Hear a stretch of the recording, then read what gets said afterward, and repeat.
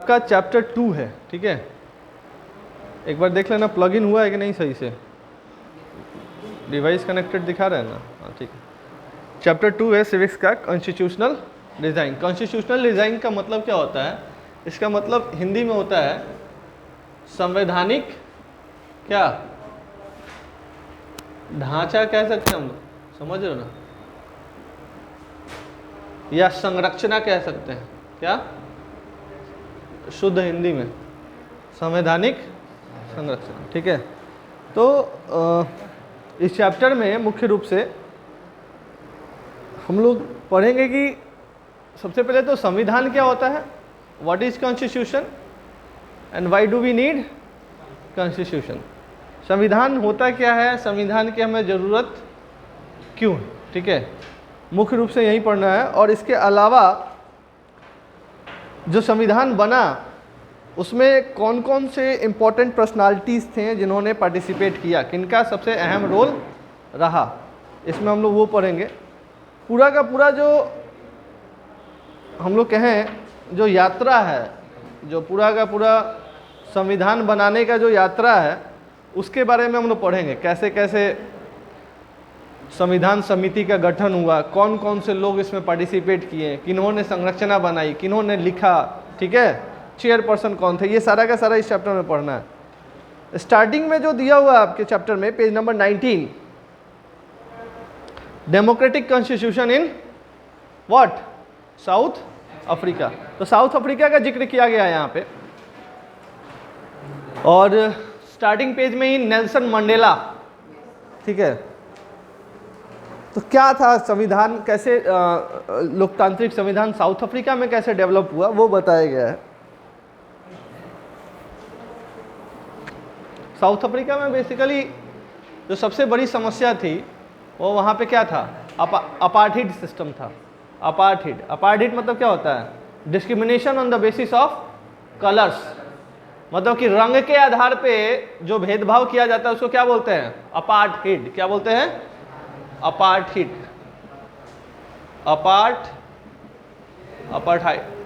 अपार्थिड, ठीक है। तो ये वहाँ पे सबसे बड़ी समस्या थी। नेल्सन मंडेला ने एक स्टेटमेंट दिया है जो कि फर्स्ट लाइन में दिया हुआ है, I have fought against wild domination and I have fought against black domination. I have cherished the ideal of a democratic and a free society in which all person live together in harmony and with equal opportunities. इसका मतलब बताइएगा आप, ठीक है। एक ही book है क्या यहाँ पे? It is an ideal which I hope to live for and to achieve, but if needs be, it is an ideal for which I am prepared to die. बड़े ही डेडिकेटेड आदमी थे नेल्सन मंडेला। इन्होंने कहा कि मैं जो लड़ाई लड़ रहा हूं वो किसके खिलाफ लड़ रहा हूं, जो रंगभेद है। साउथ अफ्रीका में काले लोगों के साथ ना थोड़ा सा डिस्क्रिमिनेशन किया जाता था, और नेल्सन मंडेला खुद क्या थे, काले थे, ठीक है। मैं जो लड़ाई लड़ रहा हूं वो रंगभेद के खिलाफ है, और मैंने I have cherished the ideas और ideal of a democratic and free society.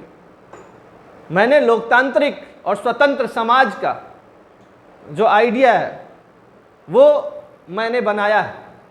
Cherished मतलब क्या होता है, वो मैंने संजोया है, समझो ना। दिमाग में कोई आदमी सोचता है ना कि यार जब मैं खूब पैसा वैसा कमाऊंगा तो ऐसा घर बनाऊंगा, ऐसी गाड़ी लूंगा, तो ये आइडिया क्या करता है आदमी, चेरिश करता है ना। हाँ, वैसे ही नेल्सन मंडेला का ये आइडियाज था जो कि उनके दिल और दिमाग में था कि मैं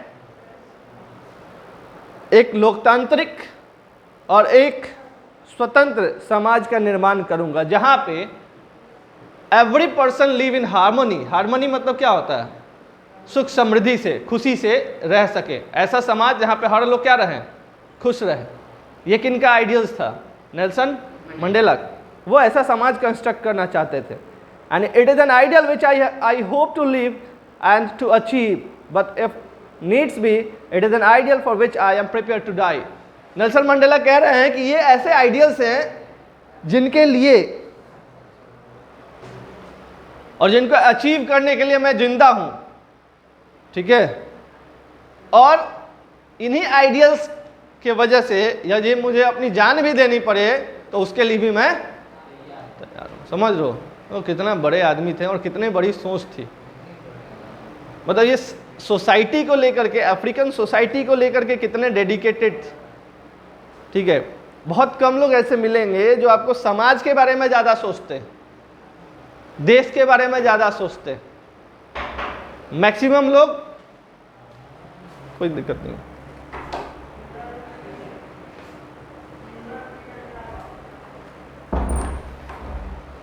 अपने बारे में ज़्यादा सोचते हैं, ठीक है। मैक्सिमम लोग जो हैं अपने बारे में ज़्यादा सोचते हैं। किसको पड़ा हुआ है समाज का, देश के बारे में सोचना, ठीक है। Now this was a Nelson Mandela being tried for a treason by the white South African government. He and 7 other leaders were sentenced to life imprisonment in 1964. थोड़ा सा देखिएगा नेल्सन मंडेला का इतिहास। नेल्सन कौन? मंडेला। इनको 1964 में क्या कर दिया गया? इनके साथ साथ 7 और लोगों को 1964 में क्या कर दिया गया? जेल में क्या कर दिया गया? मान लीजिए नेल्सन मंडेला है, ठीक है। इनके साथ साथ कितने लोगों को? 7 लोगों को जेल में डाल दिया गया, ठीक है। Because they oppose the apartheid regime, because ये जो रंग भेद की जो सरकार थी, जो कलर्स के आधार पर डिस्क्रिमिनेशन करती थी, ये लोग उनका अपोज करते थे, उसका विरोध करते थे। इसी एवज में इनको लाइफ इम्प्रिजमेंट मिल गया। लाइफ इम्प्रिजमेंट मतलब क्या होता है? What is the meaning of life imprisonment? Life imprisonment मतलब होता है उम्र कैद की सजा। अब इसको बहुत लोग सोचते क्या है, उम्र कैद का मतलब जानते हो क्या होता है? क्या होता है? बहुत लोग क्या सोचते हैं कि जेल में जब मर जाएगा आदमी 90, 95 साल, 100 साल, जब तक मरेगा नहीं तब तक वो, ऐसा होता है क्या? लाइफ इम्प्रिजमेंट जैसे मान लो ये मैक्सिमम 20 से 30 साल का होता है, ठीक है ना, 25-30 साल। और ये भी डिपेंड करता है, यदि आप अच्छे कर्म कर रहे हो, जेल में अच्छा काम कर रहे हो, तो ये घट जाता है। उम्र कैद की सजा 2-3 साल 4 साल और घट जाएगा। अच्छा मान लो अभी तुम हो रहे हो कितने साल के, चाहे हम ही हो रहे हैं, मान लो अभी 30-32 साल के, ठीक है ना। उम्र कैद की सजा हो गई हमें, ठीक है, भगवान ना करे, तो क्या होगा? जब 60-65 साल के हो जाएंगे तब जेल से क्या करेगा? सब रिहा करेगा, ठीक है। तो यार एक बात बताओ, आधी जिंदगी तो हमने जेल ही में ना बिता दी, तो उसको उम्र कैद ना बोलेंगे? आधा का मतलब लगभग पूरा बिता दिया। 65 साल पे हम जेल से छूट रहे हैं, तो कै साल जिंदा रहेंगे? 70-75 साल, 70-75 ईयर्स, 80 ईयर्स, तो 10 साल बाहर जिएंगे और क्या। हाँ, वो तो अलग चीज है, वो एक अलग चीज। तो इनको लाइफ इम्प्रिजमेंट मिला। और जेल में अच्छा काम क्या करेंगे? जेल में अच्छा काम, हाँ, जैसे इनका क्वेश्चन है कि जेल में क्या क्या काम होता है। तो जेल में पहले आप लोगों का ये था कि जेल में जा करके एक क्या होता है ना, जेल का रोटी खाना पड़ेगा, चक्की पीसना पड़ेगा जेल में। तो बेसिकली चक्की पीसा जाता था, ऐसा नहीं है, इसको झुटलाया नहीं जाता है। लेकिन वो चक्की क्यों पीसा जाता था? पहले में जब अंग्रेजों के ज़माने में जो आटा वाटा होता था ना, तो गेहूं से आटा निकालने के लिए वो जो वहाँ पे कैदी होते थे उनसे क्या करवाया जाता था? चक्की चलवाया जाता था। उसी आटे का रोटी बनता था और कैदी वैदी जब पुलिस के अधिकारी सब खाते थे, ठीक है। अभी जेल में क्या काम होता है? जो भी कैदी लोग जाते हैं उनसे, जैसे कारपेंटर का काम हो गया, लोहार का काम हो गया, काम सिखाया जाता है, ठीक है, काम करवाया जाता है और उनको पैसा भी दिया जाता है, पॉकेट मनी, या जो भी जो काम करते हैं उसके एवज में जो मजदूरी है वो भी पे किया जाता है। समझ रहा है? मतलब जेल में ऐसा नहीं है कि गए हैं सुबह में ब्रेकफास्ट किए, नहाए धोए, फिर सूत गए, मारेगा सब डंडा से, चलो काम करो। हाँ, पैसा का आप कोई चीज़ खरीद सकते हो, वहाँ पे भी कैंटीन्स होते हैं, आप अपने घर पे भेज सकते हो। जेल में भी जेल में आदमी क्यों जाता है? ताकि वो निकलने के बाद अच्छा आदमी बने। जो चोरी वोरी करता था वो सब छोड़ दे, उसको पता चले कि हाँ भाई मेहनत से काम करना है, समझ रहे हो? तो जेल में सुधरने के लिए डाला जाता है, ठीक है। और दूसरा चीज क्या है कि मानवता के नाते, ह्यूमन बींग्स क्या है, आप पूरा दिन खाली बैठोगे ना तो आप डिप्रेस्ड हो जाओगे, काम में इंगेज रहोगे तो आपको भी लगेगा कि हम काम कर रहे हो। बैठे रहोगे तो सोचते सोचते सोचते सोचते हो सकता है हार्ट अटैक कर जाए, मर जाए। तो इसलिए थोड़ा इंगेज रखा जाता है कैदियों को, खिलाया भी जाता है वहां पे। खैर, तो उन्होंने 28 साल जेल में बिताया। नेल्सन मंडेला ने 28 year, he spent 28 years in the prison and it was the most dreaded prison, robin island. और इनका जो प्रिजन भी था ना, जो जेल था इनका, कहाँ पे था? एक आइलैंड पे था। आइलैंड मतलब क्या होता है? मतलब चारों तरफ से वाटर से सराउंडेड हो। ये चारों तरफ से जो जेल था इनका किसी से सराउंडेड था? पानी से सराउंडेड था। काफी कष्ट होता है यहाँ पे। जैसे एक काला पानी का सजा पहले दिया जाता था ना, अंडमान निकोबार में एक जेल हुआ करता था, ठीक है, अंग्रेजों के समय में। तो आइलैंड पे ही वो भी जेल था, अंडमान निकोबार आइलैंड। तो आइलैंड पे क्या होता है, मॉइस्चर और ह्यूमिडिटी बहुत ज़्यादा होता है, हाँ। और वहाँ से भागने का भी आदमी सोच तो सकता है, तो भाग नहीं सकता है, सोचने से कोई फायदा नहीं है। कहाँ निकल के जाओगे? वे मानते हैं जेल का दीवार कूद गए और देखे कि चारों तरफ पानी है, कितना तैर के जाओगे, कितना तैरोगे? और समुद्र में तैरना थोड़ा मुश्किल होता है, ठीक है। तो इनको रॉबिन आइलैंड पे एक प्रिजन था, वहीं पे रखा गया था। इनका स्ट्रगल शुरू होता है अपार्थाइड के खिलाफ। तो सेकंड पैराग्राफ हम लोग देखते हैं। पहले तो आप लोग लिख लीजिए अपार्थाइड होता क्या है, राइट डाउन। इसे शकल मत देखिए हमारा, थोड़ा कुछ काम करते रहिए।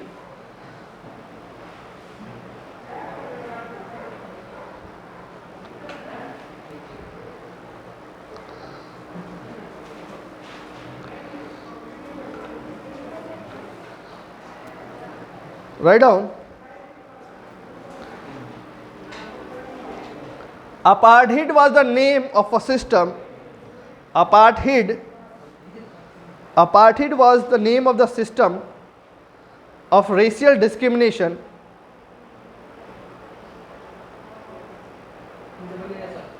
Apartheid was the name of the system of racial what? Of racial discrimination. Got it?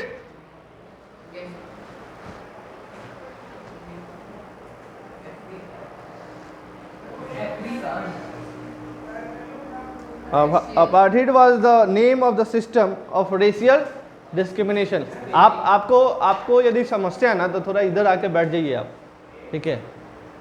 Racial discrimination, RACIAL, और डिस्क्रिमिनेशन का क्या होता है? DISCRIMINATION। डन।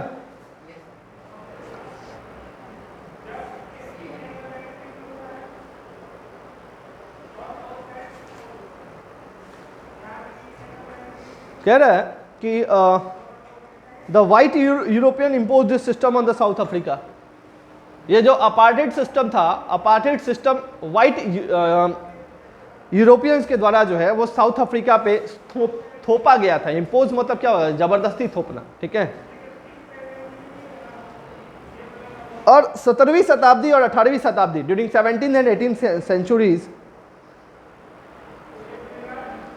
जो ट्रेडिंग कंपनीज थी यूरोप की, ट्रेडिंग कंपनी मतलब क्या होता है? व्यापार करने वाली कंपनियां जो थी यूरोप की, उन्होंने साउथ अफ्रीका पे एक तरह से समझिए कब्जा कर लिया था। पूरे हथियार के बल पे क्या कर लिया था? कब्जा कर लिया था। एंड जैसे कि उन्होंने भारत पे किया था। भारत पे भी तो वो ट्रेडिंग कंपनी बन के ही आए थे ना, ईस्ट इंडिया कंपनी, व्यापार करने के लिए आए थे यहाँ। और धीरे धीरे बल का प्रयोग करने लगे और जबरदस्ती हथियारों के बल पे, चूंकि हमारे यहाँ उतने हाई लेवल और हाई एडवांस्ड वो नहीं थे, हथियार नहीं थे, गोला बारूद नहीं था जिससे हम लोग अंग्रेजों का मुकाबला कर सकते। लाठी कितना बाजिएगा, वो लेके राइफल खड़ा लेके लाठी भांज रहे हैं, मार देगा गोली गिर जाइएगा है कि नहीं। लेकिन फिर भी भारतीय जो स्वतंत्रता संग्राम थे, सेनानी थे, उन्होंने बहुत हौसला से और बहुत मजबूती से लड़ा, और जिसका मतलब ये रिजल्ट हुआ कि हमें स्वतंत्रता मिल पाई।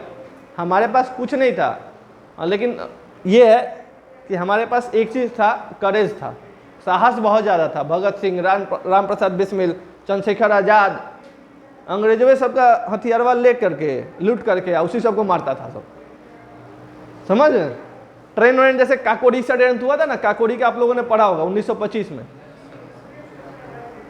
अशफाकुल्ला खान, राम प्रसाद बिस्मिल, ये लोग क्या किया था, ट्रेन लूट लिया था लोग, उसमें हथियार जा रहा था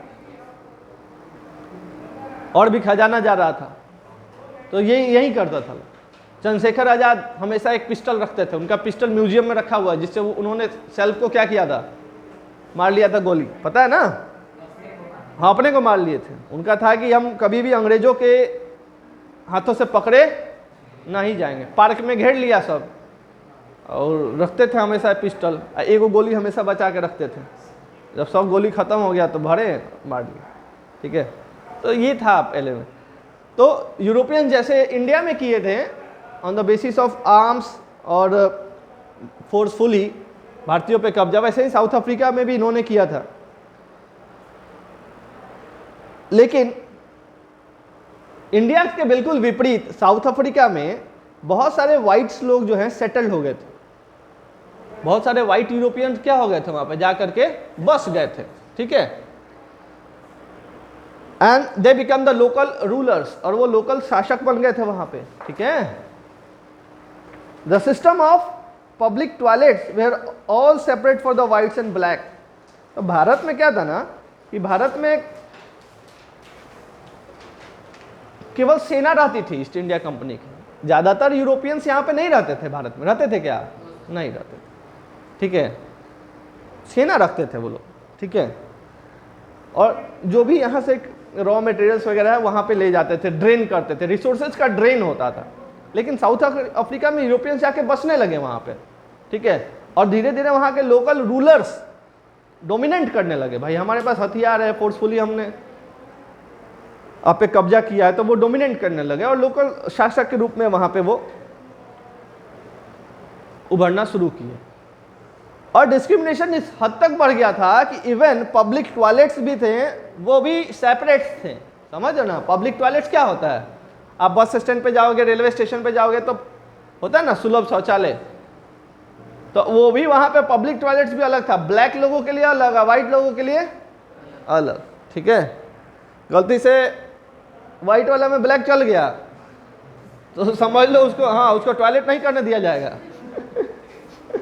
हाँ, उसको निकाल दिया जाएगा, समझ रहे हो ना। तो ये था स्थिति यहाँ। कैसे पता चलता है ब्लैक है व्हाइट है भाई अच्छा एक बात बताओ, लेडीज मेल या फीमेल लिखा रहता है कि नहीं टॉयलेट में मेल और फीमेल लिखा जाता है ना। नहीं, जैसे आदमी में कैसे पता चलेगा कि ब्लैक है व्हाइट है, व्हाइट वाला तो एकदम व्हाइट। अबे आदमी, एक बात बताओ, अच्छा सुनो, इस क्लास में मंडल उजला है कि काला है? उजला है ना, है? अच्छा, ई वाइट है कि ब्लैक है? देखो बुरा मत मानिएगा, डोंट टेक इट पर्सनली, सभी चरित्र इस कहानी के काल्पनिक है, इनका किसी भी व्यक्ति विशेष से कोई संबंध। ये कैसा है,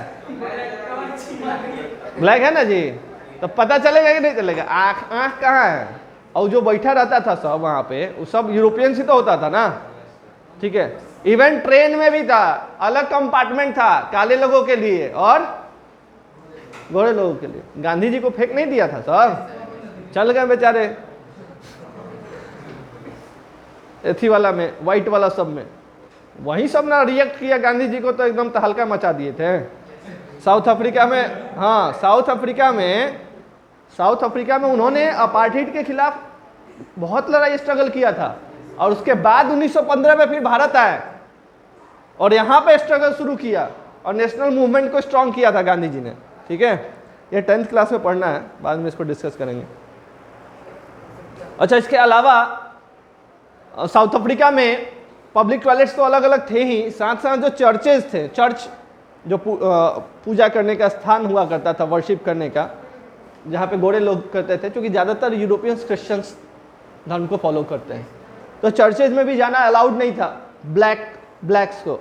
और they could not also form association और protest against the terrible treatment.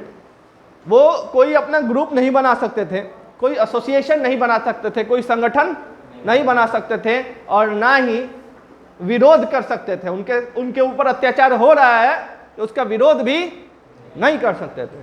समझ लो ना कितना ज़्यादा शोषण किया जा रहा था। और 1950 तक the black colored and Indians fought against the apartheid system. They launched a protest marches and strike. The African National Congress was the umbrella organization that led the struggle against the policies of the segregation. 1950 तक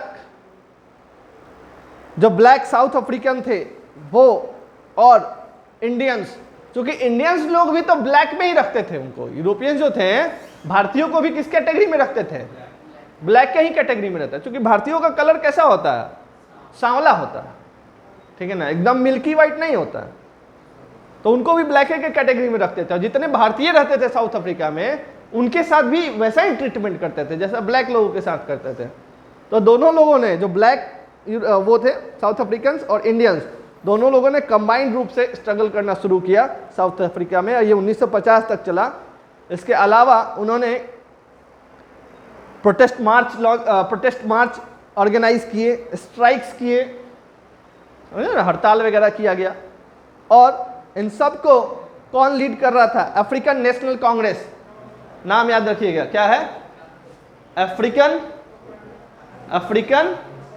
national क्या कांग्रेस, ये lead कर रहा था। मतलब कह रहे ना ये मदर ऑर्गेनाइजेशन था, ये जैसे छाता था ना अम्ब्रेला ऑर्गेनाइजेशन। अम्ब्रेला ऑर्गेनाइजेशन का मतलब क्या होता है कि बाकी जितने ऑर्गेनाइजेशन थे इसके अंडर में, जितने ऑर्गेनाइजेशन थे इसके अंडर में काम कर रहे थे। समझ रहे हो ना, अम्ब्रेला ऑर्गेनाइजेशन का मतलब क्या होता है, all the organization work with the guidance of African National Congress, इसको शॉर्ट में क्या बोलते थे, ANC, ठीक है, समझ आ रहा है, हाँ, एम आई क्लियर। तो ये वहाँ पे इसके अलावा बहुत सारे वर्कर्स के यूनियंस वहाँ पे गठित किए गए, कम्युनिस्ट पार्टी गठित किया गया,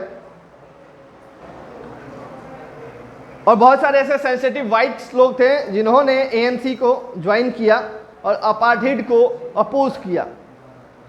बहुत सारे अच्छे वाइट्स भी थे वहाँ पे, अच्छे यूरोपियंस थे जो वाइट कलर के थे, उन्होंने अपार्थाइड सिस्टम का क्या किया, विरोध किया और ANC ज्वाइन किया। इसके अलावा बहुत सारे देशों ने, several countries denounced apartheid as unjust and racist, but the white racist government continued to rule by detaining, torturing and killing the thousands of black and colored people. बहुत सारे देशों ने भी इसका आलोचना किया, ये जो रंग भेद है ये कहीं ना कहीं एक तरह से अनजस्ट है, अन्याय है लोगों के ऊपर, ठीक है भाई, तुम्हारा कलर ब्लैक है तो इसमें तुम्हारा क्या गलती है क्या, हाँ?